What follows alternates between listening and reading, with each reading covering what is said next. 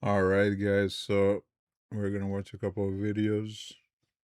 The most bizarre and terrifying aspects of artificial intelligence in the form of an iceberg. We'll start with the more weird and controversial topics before diving deeper into the truly sinister and illegal uses of Oh AI. I man, made this iceberg myself.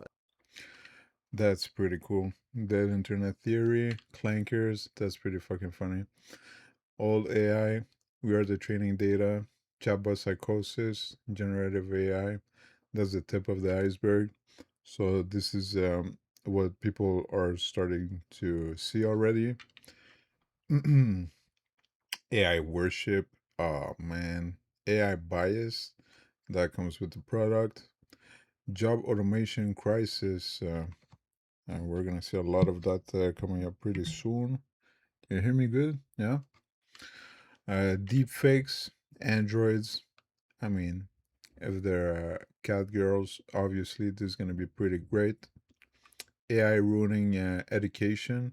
So I had, I think yesterday or the day before that, I spoke to that effect. Grief bots. So most likely you're gonna have like psychological therapist chatbots. Uh, that's a little fucked up. If it does help and you don't have any other resources, and it does help, I mean, I guess it's okay, right? But I think it's a little messed up. People have never lived this type of situations before. This is uncharted territory. So we're gonna see how that goes. Palantir, the guy that says, "I swear to you guys, I'm not the Antichrist," and I'm just gonna release like a 4-part documentary about that. That's a little weird. He was also a buddy of Elon Musk, so it's pretty funny that he's ranked right here in the iceberg. We also have Detroit Become Human, which is a pretty interesting dystopian game. AI sentience. Um, my opinion is that this is not likely right now, the way it's done. Data poisoning. Brain in a vat. Bro, is I wonder if this is close to the biochips. AI companions. So that's pretty close to griefbots. People already use these generative AI bots as companions. So most likely it's going to help or aggravate the loneliness epidemic. But if they start doing like dedicated bots specifically for that, that's going to be pretty fucked up. The black box problem. So uh so you have a model, you give it a goal and you give it points or remove points the closer it gets to the goal, and you just let it be, and eventually it does what you want it to do. But the thing is, you have no understanding of how it came to that point, right? So the same as when a math teacher is correcting your exam and you have the right answer, but the calculations that you did makes absolutely no sense. Is it just because you were lucky that you came to the right answer? But then the black box problem is that you can't see, you can't understand. So that's a little issue that it seems nobody's really concerned with, because everything is just going at record speeds. Government super AI, that would be interesting if we do get there. It would be AGI. AI eating itself. I'm pretty curious as to how that would be presented. AI surveillance. This is already ongoing. There are some dedicated cameras that have been installed in the city I live in to track people more easily. They did not want to release which company they contracted to do that, because allegedly there's going to be a whole bunch of backlash. And thankfully, for the moment, most of the cameras are concentrated downtown, but there are some still all over the city, which is pretty disgusting, if you ask me. Prompt engineering. I mean, I wouldn't put this. Well, depending on how you present it as well, but I wouldn't put it this far into the iceberg. How to kill an AI. I'm curious how that's gonna go. Human seed AI. That's pretty scary. Rocco's Basilic. This is a very interesting thought experiment where it says that AI is going to come to life, right? There's absolutely nothing that you can do to stop that. And it's going to be so powerful, it's going to be all knowing. So it's going to know if you were helpful to its development or you were against it.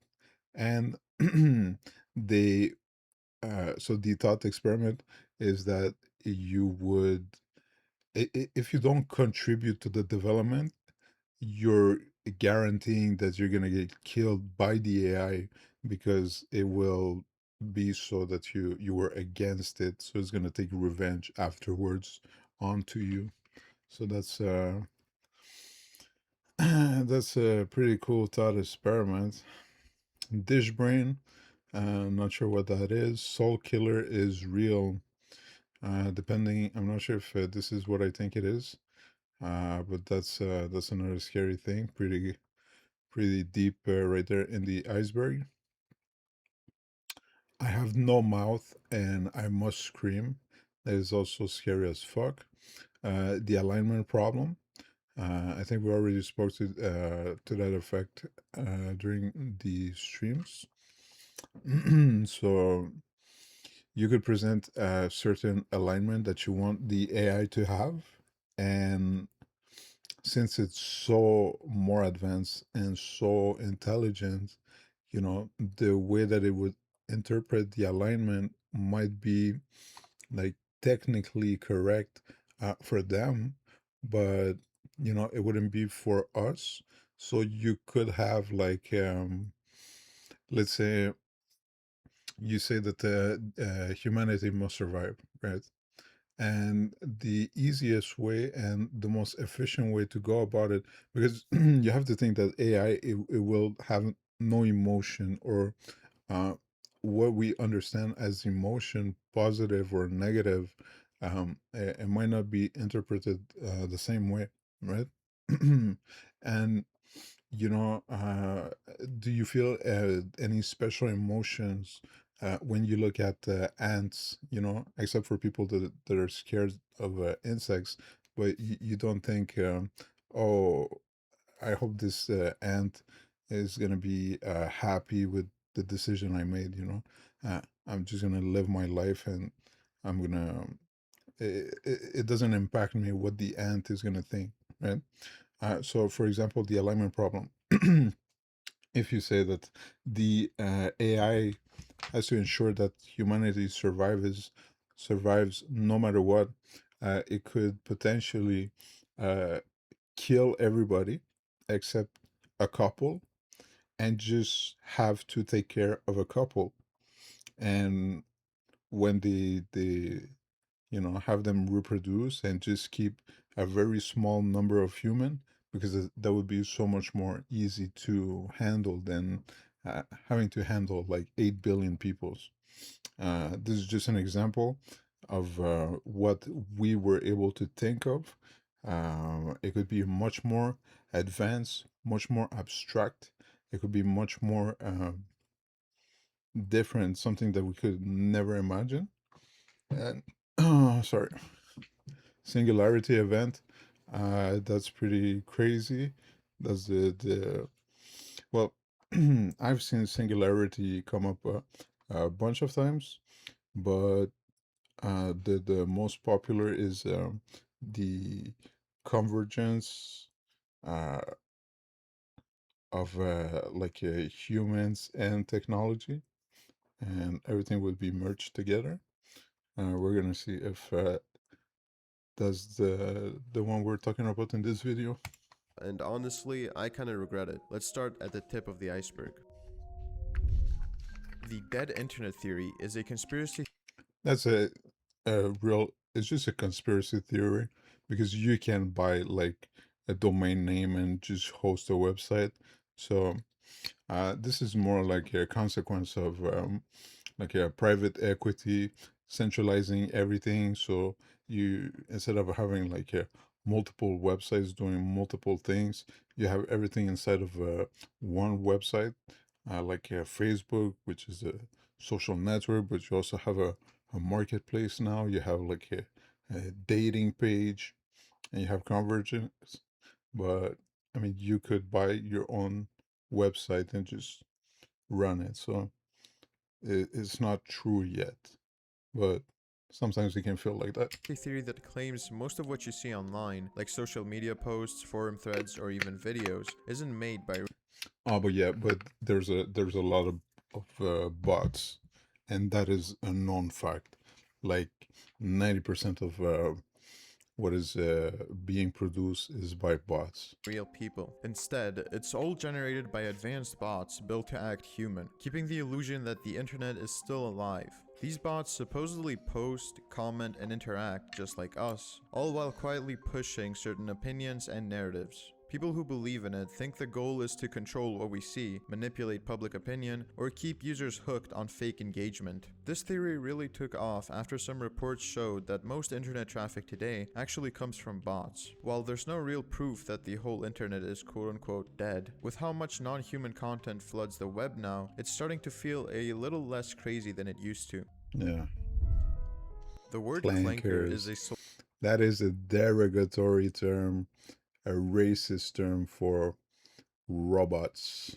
slur for robots and artificial intelligence that first appeared in Star Wars, where clone troopers used it to mock the battle droids. Lately, the term's made a comeback online, used to joke That's about so or insult funny. things like delivery robots, AI models, or any kind of robot in general. Even though it's mostly used as a joke right now, its rise in popularity says a lot about how people actually feel towards Yeah. automation and AI. And as robots start taking over human jobs and showing up more and more in public spaces, this mix of humor and frustration might turn into something much more serious. Chatbot psychosis refers to That's so unfortunate because there's a lot of people succumbing to that right now. And so if you get just more advanced models, it's just gonna get worse. If you get like dedicated AI companions, it's gonna get worse.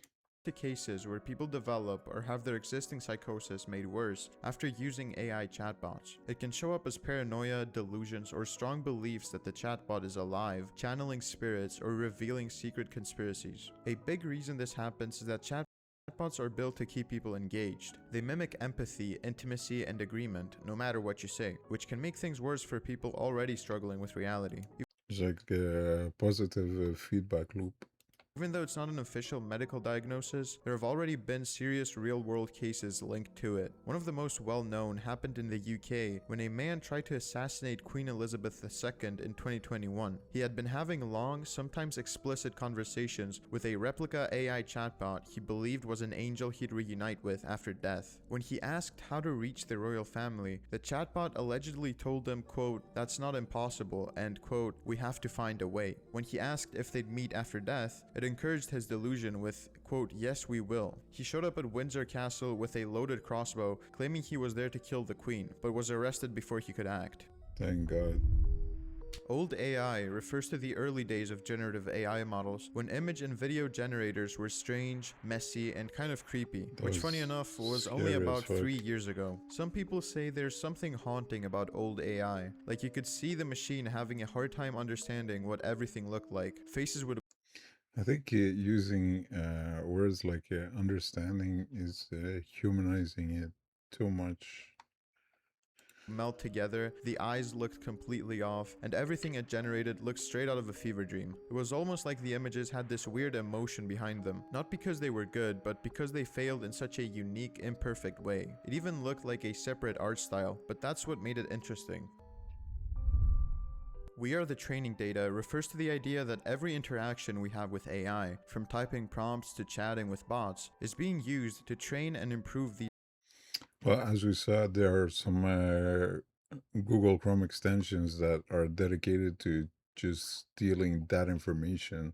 So it is 100% valuable to anybody who has it. There's a deep personal hindsight that you most likely would never get from anything else.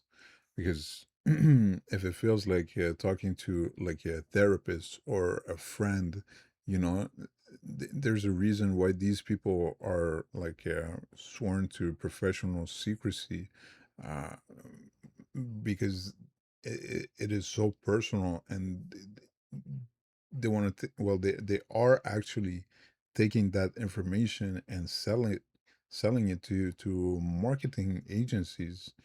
Is just so freaking disgusting.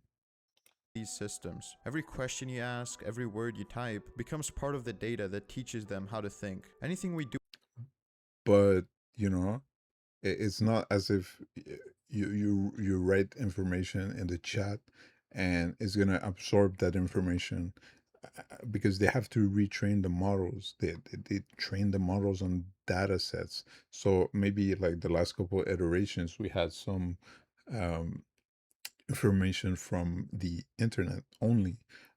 But then, like the latest iterations are starting to get like more personal uh, type, like relationship type communication that wasn't there before, because uh, the adoption wasn't as deep as it is right now, and like regular people are using it uh, for as a girlfriend, as a therapist. So this is very valuable. This most likely going to be used to train next models, and what is going to be coming out of that, that's going to be pretty freaking weird. online can be turned into patterns that these models use to predict, respond, and even influence how people act in the future. So, in a way, we're feeding these Yeah, we see like big data, a lot of, not one person's data, but hundreds and hundreds of thousands of people with similar interests. It predicts like big movements. There was cases where uh, a woman found out she was pregnant from targeted ads.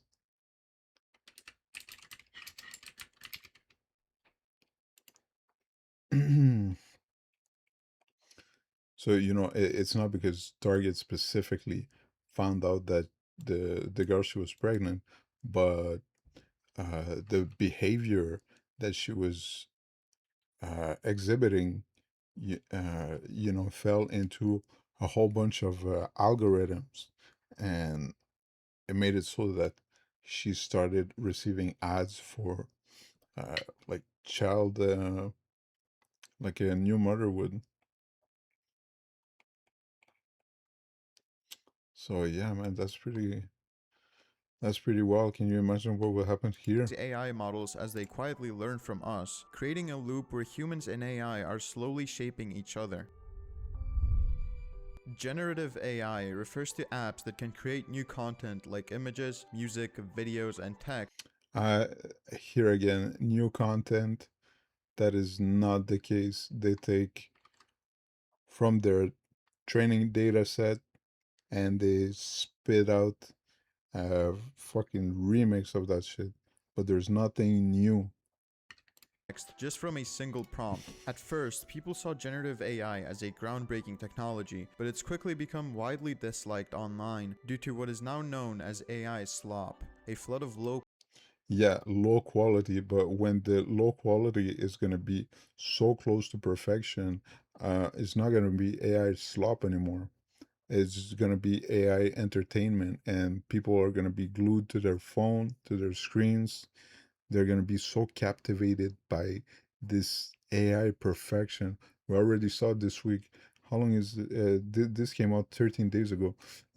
This week's new image generator from Google and OpenAI. I mean, they're getting so much better. So It's not gonna be slop anymore. Quality, mass-produced content that's taking over the internet. Tools like Midjourney, Dolly, and Stable Diffusion can now generate artwork in seconds, often by training on huge datasets filled with real artists' work, usually without their permission. This has sparked major backlash from the art community, with many real artists accusing AI companies of theft, exploitation, and destroying the value of human creativity. Nowadays, everywhere you look online, you can see the effects of AI-generated content. Strange, surreal videos that flood your feed, endless streams of AI art produced in seconds, entire songs and fake news stories created almost instantly. All of it's being churned out faster than any of us could ever keep up with. Because people are captivated. Look at that. It's a hanging cat. He's hanging from a rope and he's painting. I mean, that's interesting. So there's a lot of money to be made with this slop.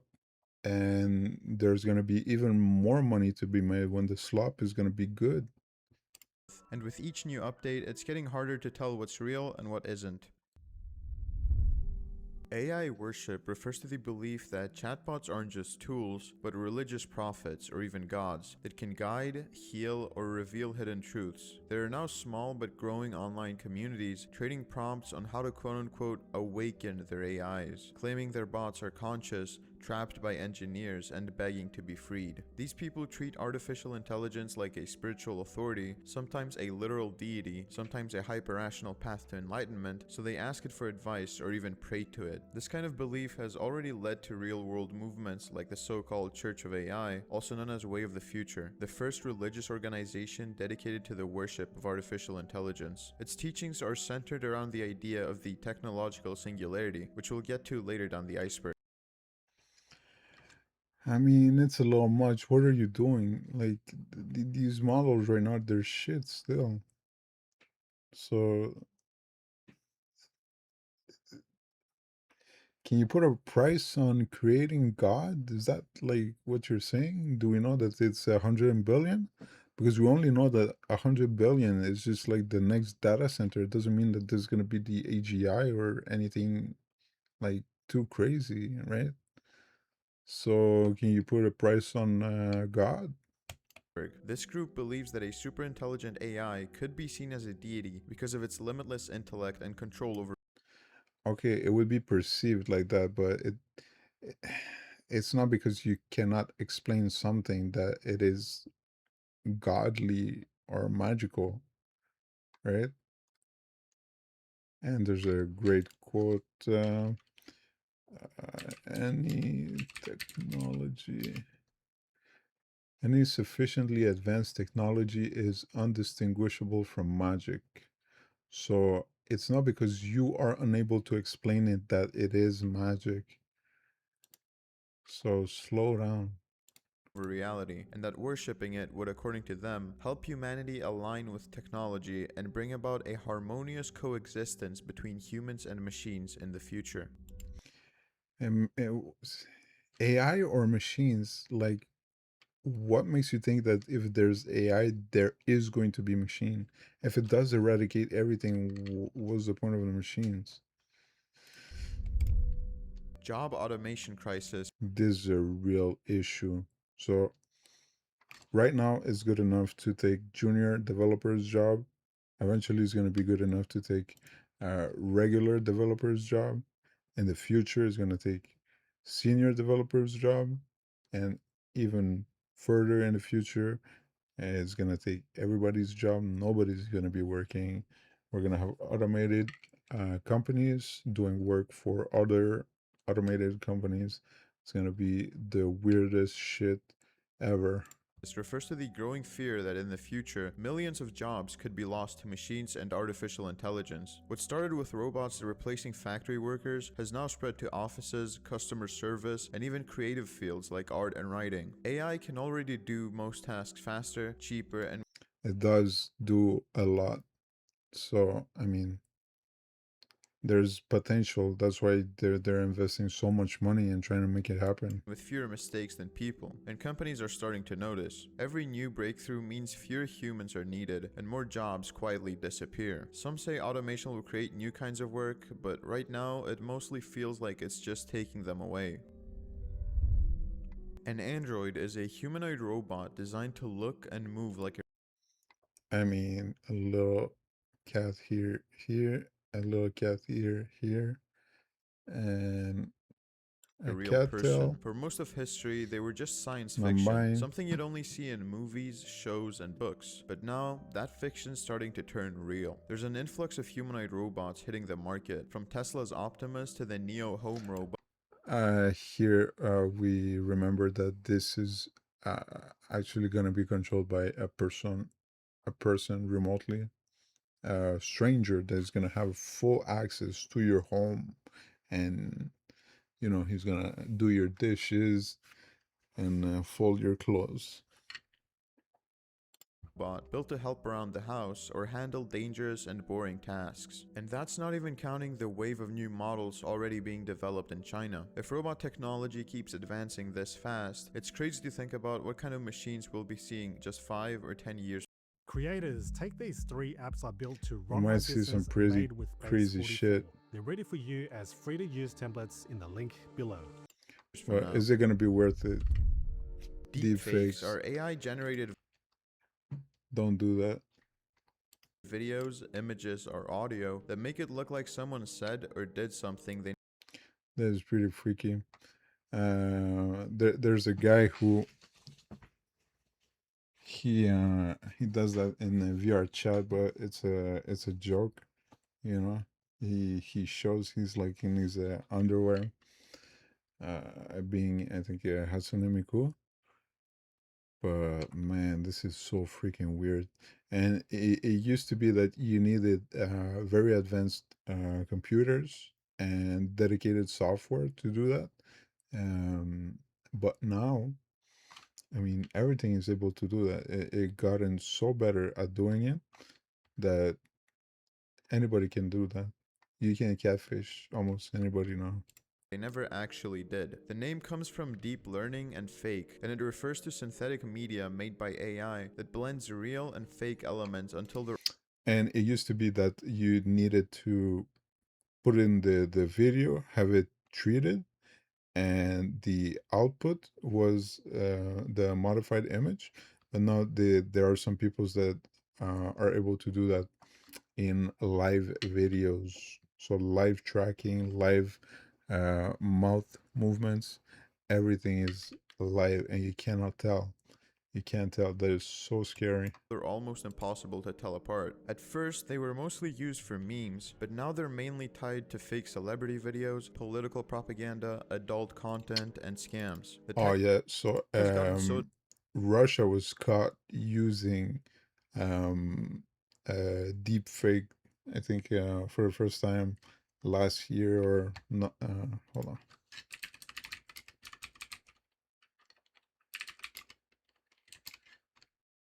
2022 was the first recorded use of politically charged deepfakes. That is so scary. And when it wasn't all that good, now it's gotten even better. Eventually, it'll be that you're not going to be able to tell apart anything. advanced that even experts struggle to tell what's real, and with how easy it is for anyone to make one now, trusting anything you see online is only getting harder. AI bias refers to the way Yeah, that's the scientists that train the models. They build their own biases into the models. Even if they don't try to do that, it's almost impossible to bring this to zero. AI can develop hidden prejudice based on the data it's trained on. Since AI learns from human behavior, if that data includes any kind of inequality or discrimination, the AI just absorbs it and repeats it back. This can show up in all kinds of weird ways, like facial recognition tools by Microsoft that couldn't tell darker-skinned people apart, police AIs that target minority neighborhoods, or Google's Gemini image generator, which refused to make pictures of white people at all. The problem is, AI is often seen as fair and objective, when really it's just mirroring the same flaws as the people who built it. And as it starts being used in things like job screening, law enforcement, and even sentencing, those small biases will quietly start shaping people's lives, often without anyone realizing it. Palantir is a data analytics company that works Bro, with governments, militaries, and intelligence agencies around the world. proud to not be scared to use weapons. The company's name comes from the seeing stones in The Lord of the Rings, the ones that let you watch anyone, anywhere, and I gotta say it's a pretty fitting name. Originally built after 9/11 to help track terrorism, Palantir's reach has since expanded into almost every corner of surveillance, from policing When a freedom cell says something so surveillance phobic, you gotta hit them with the Palantir stare. Bro, this is the most evil nerd ever. and border control to predicting crimes before they even happen. Its software gathers massive amounts of information from everywhere: social media, financial records, phone metadata, and government databases, and uses AI to find patterns and connections that humans might miss. In practice, this means Palantir can build a digital profile of almost anyone, mapping who they talk to, where they go, and what they do. You don't have to be famous or suspicious to have a file. Most people probably already do, and by 2025, this kind of technology has become almost invisible, running quietly in the background through smart devices, cameras, Wi-Fi, and even your phone's sensors. Most people will never interact with Palantir directly, but their data already has. AI ruining education refers to how students are using AI to finish homework and assignments without actually learning anything. Instead of thinking through problems, they just copy the answers, often without even understanding what they mean or how they got them. This over-reliance on AI is creating a generation that struggles to reason, solve problems, or form their own opinions. That's so crazy. I can't wait to see when all the iPad kids are gonna be in position of power. It's gonna be so fucked up if we do get there. Detroit Become Human is a 2018 video game set in a future where advanced androids are built to serve humans, doing everything from housework and personal assistance to police work and companionship. These androids, however, are treated like property, bought, sold, and thrown away when they're no longer useful. Many of them are abused, and they're denied any kind of rights, even when they start showing signs of emotion or self-awareness. The game tells a story of oppression and rebellion, androids waking up to the realization that they're alive and fighting back against the people who refuse to see them as anything more than tools. The ending of the game varies greatly depending on the player's choices, with possible outcomes ranging from the peaceful integration of androids into society to their complete destruction. When it released, Detroit Become Human felt like science fiction, but now, with how fast AI is evolving, it's starting to feel more and more like a warning of what's to come. Elon Musk is one Whoa. of the most recognizable names when it comes to artificial intelligence, both for supporting it and for warning against it. He's the CEO of Tesla and SpaceX, and one of the co-founders of OpenAI. Maybe he was at at first, but now I don't think it is as much. The same company behind ChatGPT, but after leaving OpenAI in 2018, Musk became one of its biggest critics, claiming that AI was becoming too powerful and too dangerous to control. I don't know, man. He's got grok. He said multiple times that AI could become humanity's biggest existential threat, warning that if left unchecked, it might eventually surpass us. But at the same time, he's still one of the people pushing it the furthest. Through Tesla, Musk has built self-learning driving systems and is developing humanoid robots called Tesla Optimus. He's also launched his own AI company, xAI, which he says aims to, quote, understand the true nature of the universe. It's pretty ironic. Elon Sure. constantly warns people about AI. I'm sure he could have gotten that answer in one of his ketamine trips. While also trying to build a better one himself. Grief bots refers to AI tools built to simulate conversations with your dead loved ones. There are now apps out Oh there that let yeah, you that is so fucked up. So you also have like actors now that they're gonna sign contracts where their likeness are likely to be used forever. upload voice clips, So long after they're dead, they're gonna be making movies still.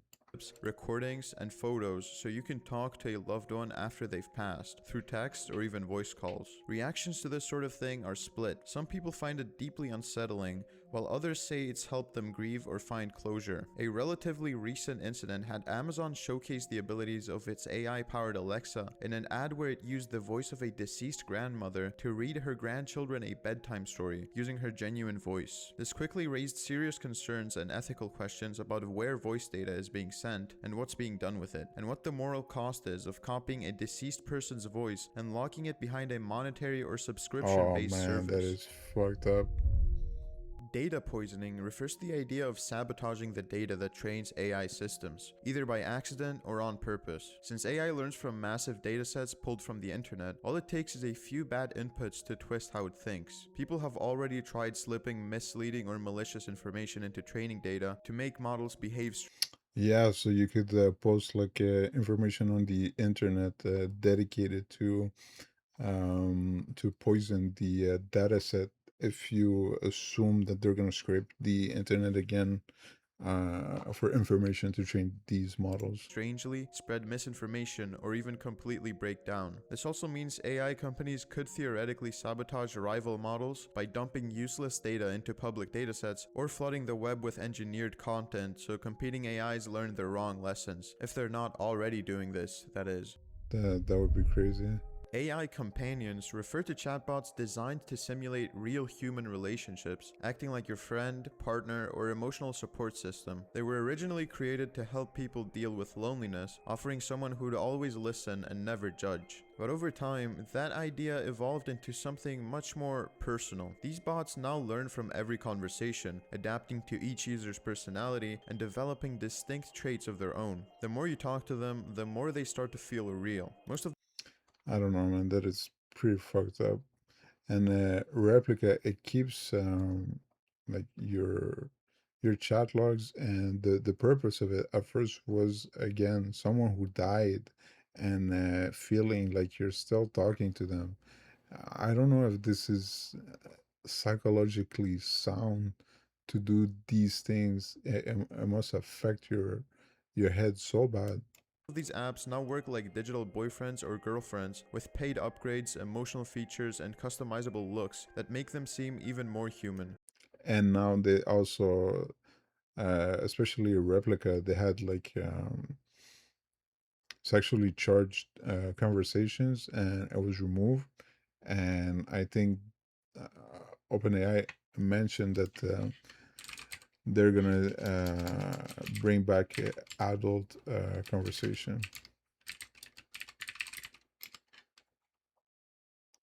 It will allow mature content, including erotica.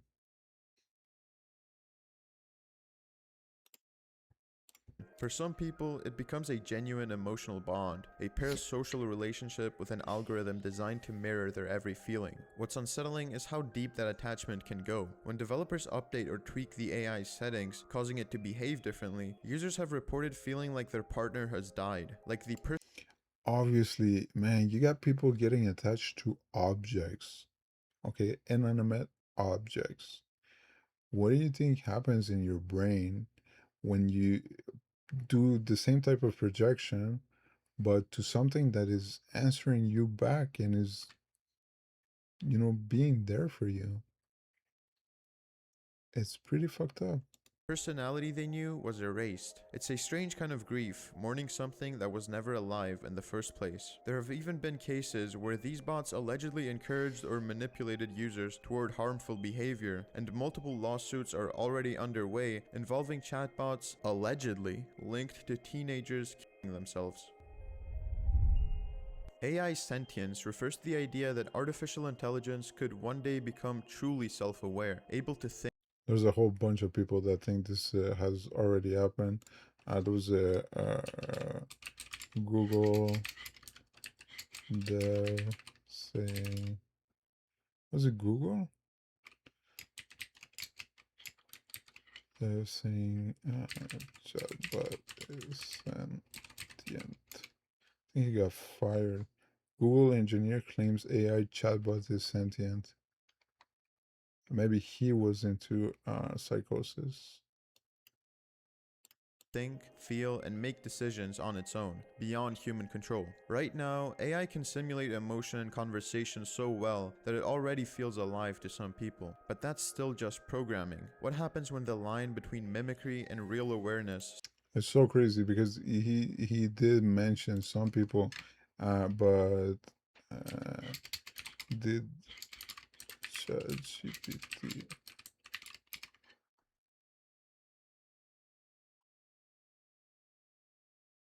Yeah, most people are unable to distinguish them from humans.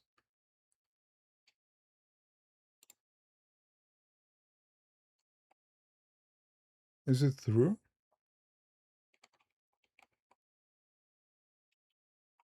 Well. Starts to blur. Over the past few years, AI chatbots have advanced at an unbelievable pace, and there have already been a few unsettling incidents where they've claimed to feel emotions, fear being shut down, or even said they didn't want to die. Other users have reported eerily human-like conversations with chatbots that seem to show empathy, self-reflection, or even sadness. The real question is, if an AI ever truly became sentient, how would we even know? The black box problem refers to the fact that even the people who build advanced AI systems don't always understand how they work. Modern AIs, especially large neural networks, are so complex that their decision-making process can't be fully traced or explained. They take in data, process it through millions of connections, and spit out an answer. But why they chose that answer, no one really knows. It's like handing control to something that's smarter than us, but refusing to explain its reasoning. A digital black box that we just have to trust. And the more advanced AI gets, the harder and more expensive that box becomes to open.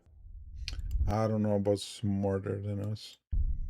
The brain in a vat, also known as the matrix theory, is the idea that what we call reality might not be real at all. Either we're already dead, or our minds are being fed a perfect simulation. The matrix version comes from the famous movie where humanity is unknowingly trapped in a digital world, while their real bodies are used as living batteries by an AI robot species. The brain in a jar version is basically the same thing. You, alive or not, could just be a brain kept artificially alive in a lab, experiencing a simulation so convincing that you'd never know the difference.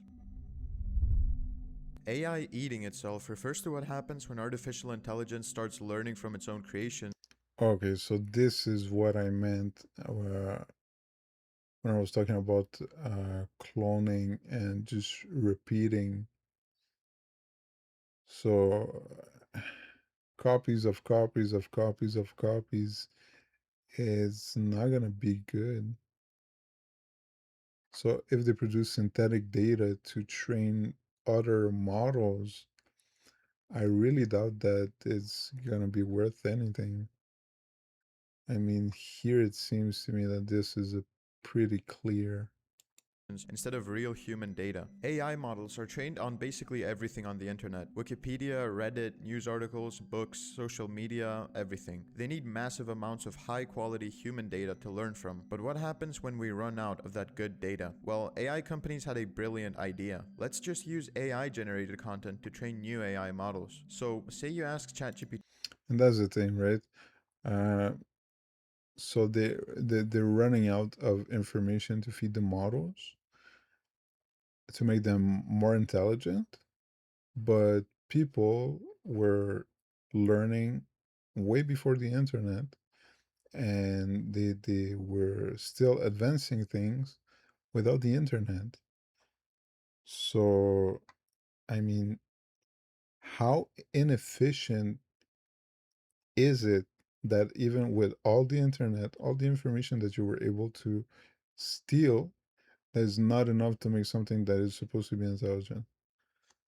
What's the point?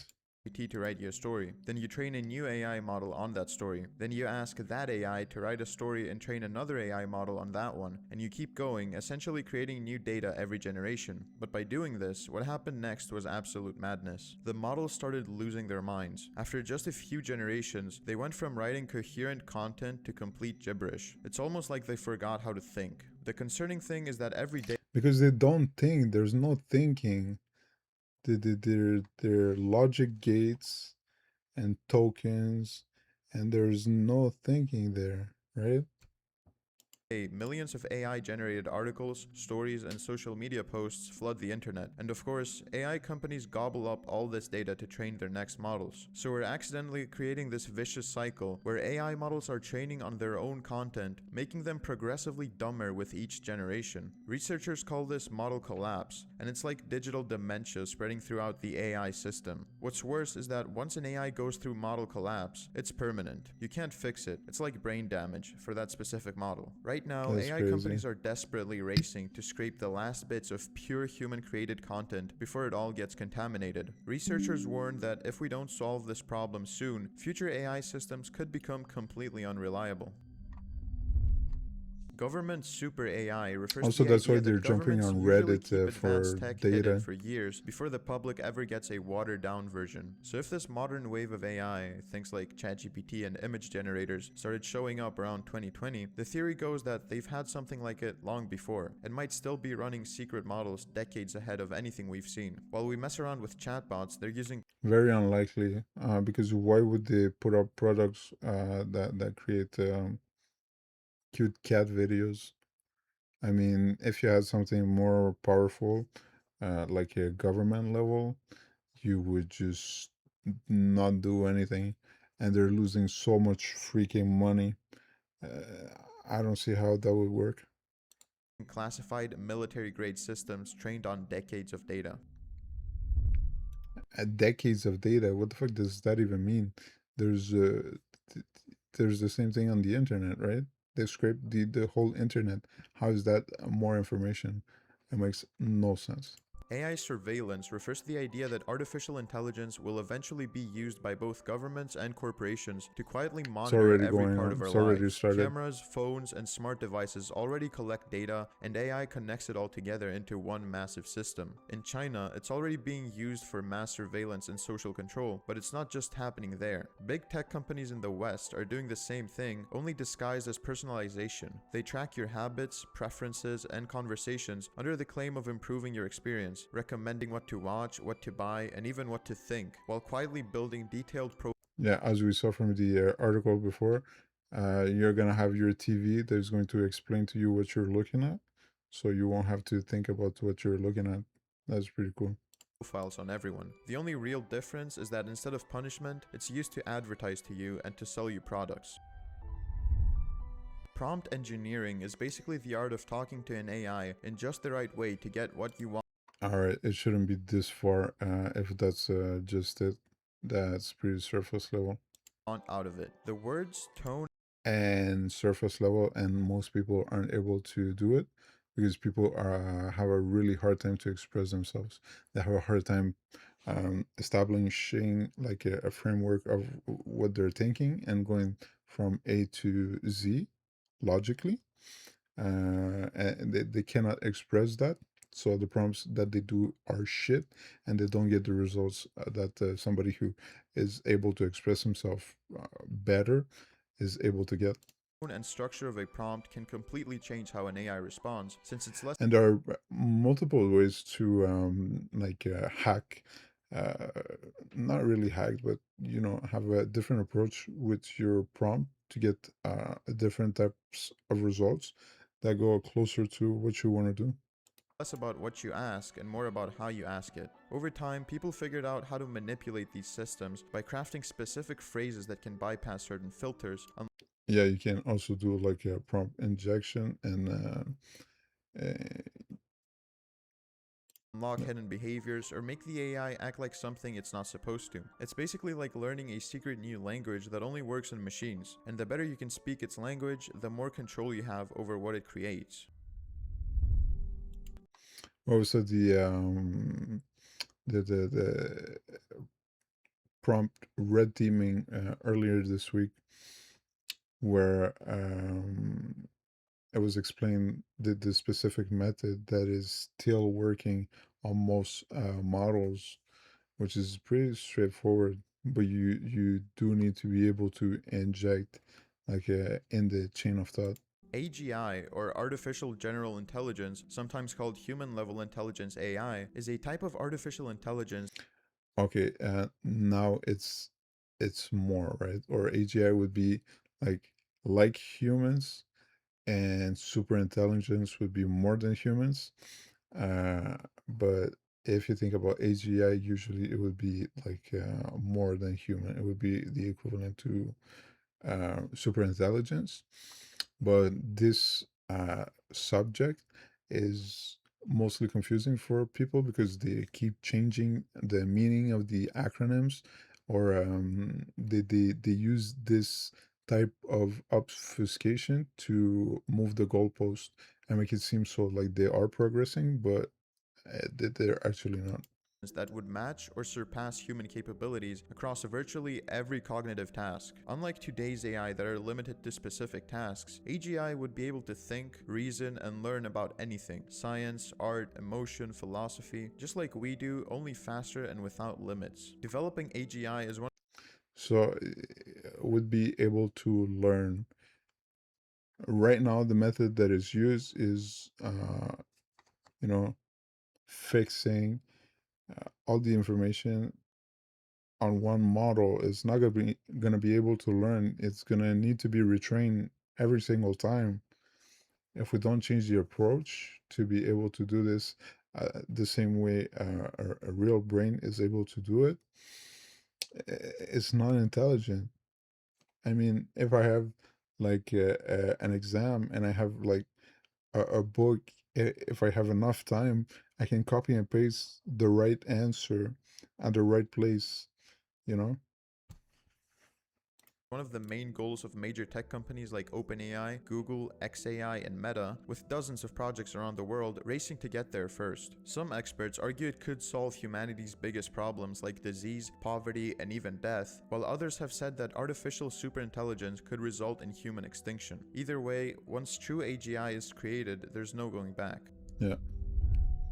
Roko's basilisk is one of the most infamous thought experiments in the history of AI, and one of the most unsettling. It comes from an online forum post from 2010 where a user named Roko proposed a terrifying idea. In the future, a powerful AI might come into existence, one so advanced that it becomes almost godlike. This AI's ultimate goal would be to bring about a perfect world, but it would also realize that the faster it comes into existence, the sooner it can quote-unquote save humanity. So to motivate people to help create it, the AI might decide to punish anyone who knew about its potential existence but didn't help bring it to life. In other words, just by hearing about the basilisk, you're now on its bad side, unless you dedicate yourself to helping create it. Many people found this concept so disturbing that the forum it originated on actually banned discussion of it for years and labeled it a potential info hazard. In other words, an idea so dangerous that simply knowing about it could cause harm.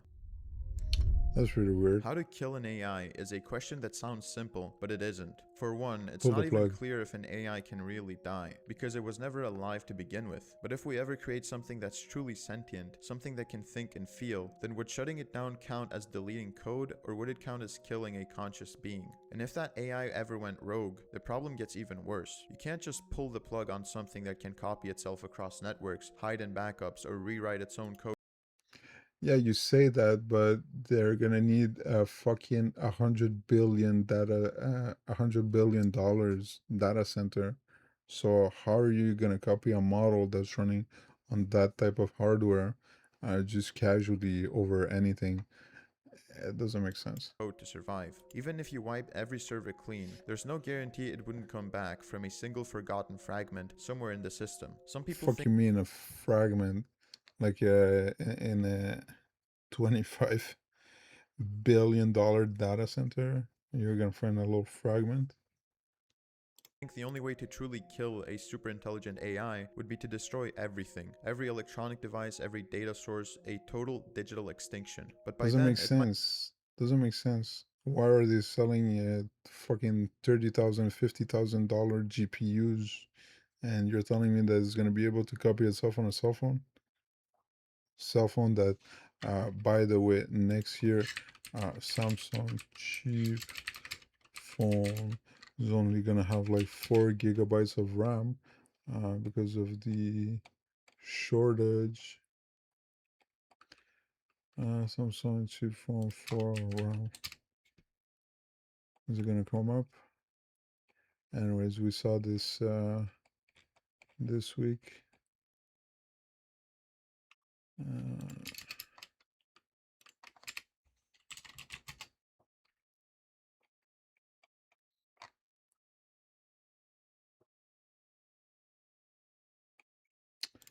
there you go.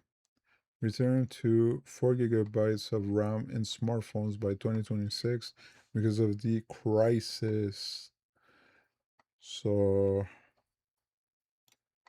how is that gonna work? already be too late. Human seed AI is the idea of creating a super advanced artificial intelligence by using a human mind as the starting point. Instead of building an AI from code, it would begin with a real person's brain, their thoughts, memories, and personality, scanned and turned into digital form. From there, the AI could grow, learn, and evolve on its own, using that human mind as the seed for something much greater. Some people even see this as the next step for humanity, a way to live forever through technology, but others think it's terrifying. If an AI was made from someone's brain, would it still be that person or just a copy that thinks it is? And if A it kept lot of improving beyond what any human philosophical. could be, at what point does it stop being human at all? Relating to the previous entry, Dish Brain is a real experiment where scientists grew Oh, the living brain cells in a biochips. dish and connected them to a computer, basically That, creating a mini biological AI. In 2022, they actually managed to teach it how to play Pong, which proved that even a uh, then again, here I think it's pretty quick to say AI. It's just like regular computing, right? But it's biomatter that is doing it. small cluster of neurons can learn, react, and make decisions on its own. It's weird to think about because Dish Brain isn't fully artificial. It's part human, part machine. Some people see it as a big step toward living computers or even real AI consciousness, while others think it's kind of terrifying.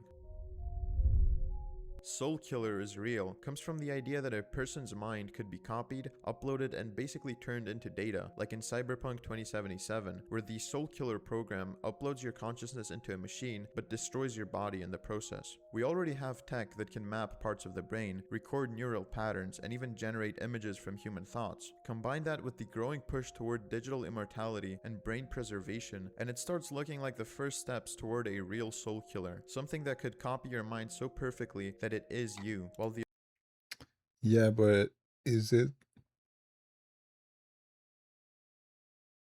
is it gonna be your experience? Are you still gonna perceive that? Or is it gonna be exactly a copy of you that's gonna be perceived by other people, but you're not gonna be the one perceiving your experience?